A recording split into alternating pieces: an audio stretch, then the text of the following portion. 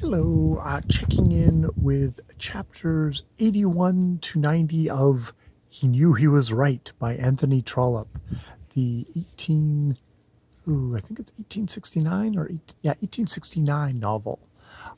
So written 99, published 99 years before I was born. To give you a little hint. So 99. Yeah, 99. So yes, in these in these chapters we get a lot of story, as the narrator at some point says. Well, this is a lot of stuff happening. There's going to be a lot of marriages by the end. We'll go. Trollope does do this weird thing that Victorian novelists can do every once in a while, which is like, oh, stuff is going to happen later. Of course, General Osborne is going to get punished by being married off to someone suitably nasty. My money's on Camilla French, as we'll find out. But he kind of calls his shots at this point. It's like, don't stress yourself out, dear reader.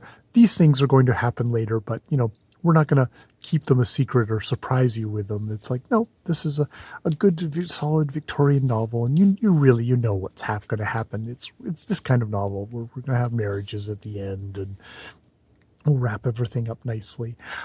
So yes, and speaking of marriages, there's the whole schmozzle with William. Is it William Gibson? Or am I thinking? I'm thinking of William Gibson, the science fiction writer. This is, I think it's Henry Gibson, the Reverend Gibson, and the French sisters, which he bounced back and forth from one to another. Found that Camilla was like, holy cow, she is some kind of level of crazy and bossy and going to spend all my money. So he had slipped back. He's slipping back to Arabella. If that will indeed prevent, legal action being taken against him.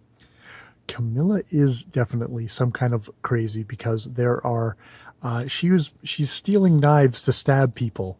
And indeed, when an uncle comes to kind of take her in hand and kind of cart her off so she's not in the way for all this, she does display another knife as well, before she'd apparently been just screaming and yelling that she had no energy left to actually do violence. So she just drops a knife and gets carted off. And yes, they kind of separate her from at least a good hunk of the trousseau that she had accumulated, which is now she's not going to need, at least not for this.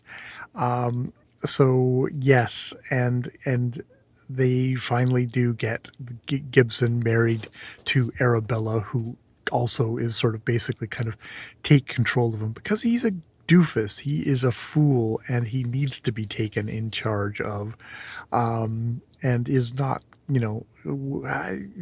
as I think Miss Stanbury, the widow, says, it's like these people are never going to be happy. But here's, I guess, hoping they will be. So we have that story, which is the kind of comedic, though interestingly getting into one sister saying she was going to stab the other sister to death because rather than she marrying that man. And it was like, that's a little on the darker side. We have stuff with Tremaine, where he is definitely, he's really off the bend. And he's got the boy, he's got his son with him. He kind of does realize he knows he's sort of off the end, and does indeed kind of decide to kind of relinquish the kid. Though funnily enough, when the only one that he'll actually see, because he does not want to see Lord Marmaduke and he doesn't want to see his wife, he gets Lord, well, he's not Lord yet, Glastonbury to come. He's sort of like, no, I'm not going to give him up. Oh yes, I am. And not, and kind of, he's very erratic. And it's a little bit of a kind of like will they get the kid out, in time? And it's kind of touch and go, but they do, and he doesn't interfere in the end. And he takes the kid back to Emily Tremaine. And Emily, for her part, has slowly been written more and more sympathetic as we go along. And indeed, she's like, I can't leave him. I can't just go back to England. I have to kind of see if I can't win him around, hopefully get him to come back to England where he can get the help he probably needs. And, Glasstalk is basically like, well, just, pretend. Basically tell him that you'll submit, do anything to do it. I don't know if she actually can do that, but she determines that she's going to go up there and she's going to visit him every once in a while. I don't know if she's going to take the son, but she's going to visit him every once in a while and try and win him over, because he is not in good shape. So, that really kind of gives you plus points on Emily Tremaine. That the Emily Tremaine at the beginning of this book, I don't think would have done that. And that shows like a lot of a kind of a growth on her. With what the hell is his name? Glaskin, the Lord dude, GC or CG, whatever, Glasscock. I'll go with Glasscock. There's a bit of back and forth in the whole thing of like, oh, am I, not good enough? Am I, the American bride is like, oh, maybe I'm not good enough for him. She's still not quite convinced. But in the end, he just sort of takes her in hand and says, stop being a silly girl. You'll do what I say. And she submits. And I think there's a bit of a Frisian thing here of like, Daddy told me what to do. And kind of there's that. It's not exactly what you call shining feminism, but it does seem to be she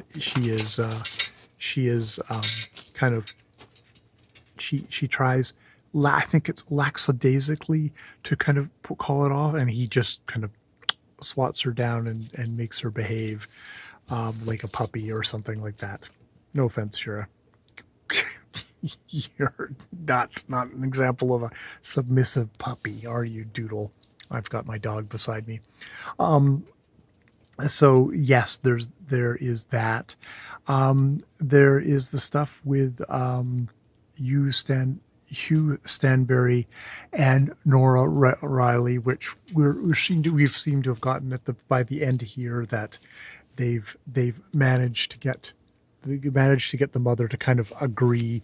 And indeed, she was like, I'm not going back to the Mandarins with you guys, so you can let that go.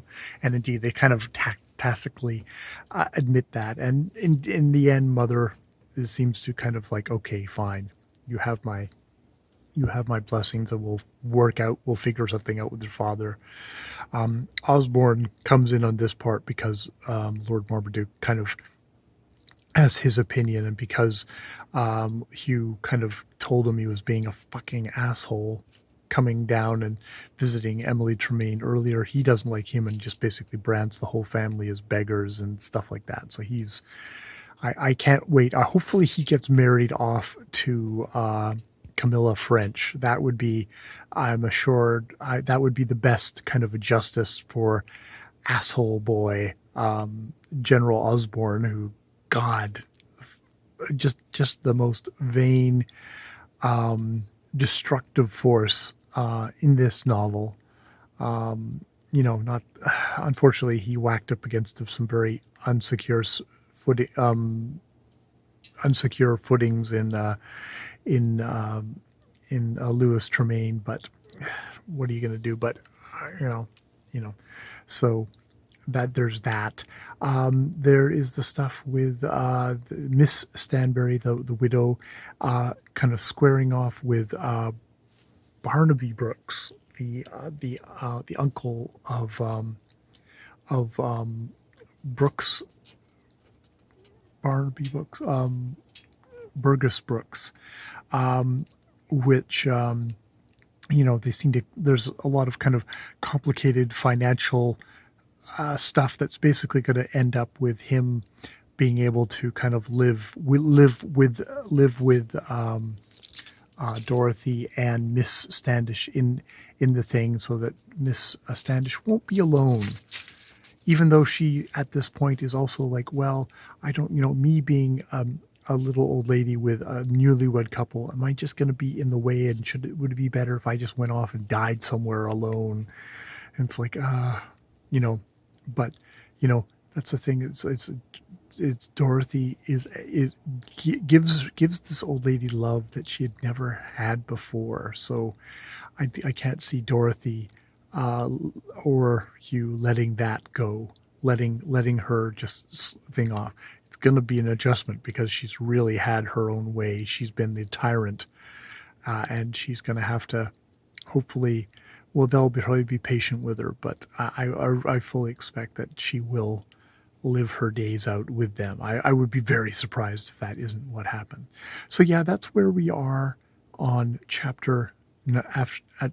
chapter 90 of He Knew He Was Right. I guess it's the really big thing is the fate of the thing of the fate of Louis Tremaine and Emily Tremaine. And I think because of Emily Tremaine, I actually starting to just care about the couple. It's taken a good long time though to care about the couple, and I will be noting that in my final review. Is it's like it takes you a long time to give a fuck about this couple, and it's only in this last quarter of the book that I think that has happened, which I think is a bit of a failing. All right. I will stop there, and yeah, hopefully by tomorrow. It's only 9 more chapters in this book. I will have come to the end, and will then be ready to do a review before the end of the month. All right, more videos later. Ciao.